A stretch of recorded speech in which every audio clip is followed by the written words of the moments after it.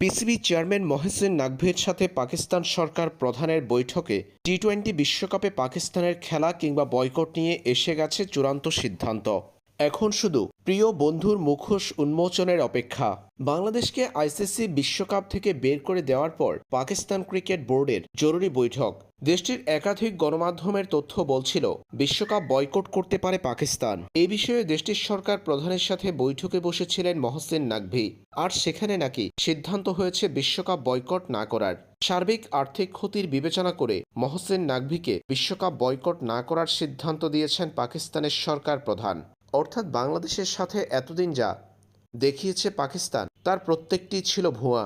Venue পরিবর্তন ইস্যুতে যখন বাংলাদেশ শেষ পর্যন্ত বিশ্বকাপ খেলতে পারেনি, তখন পাকিস্তান উপরে বয়কটের বার্তা দিলেও ভেতরে ছিল বিশ্বকাপ খেলার চিন্তা।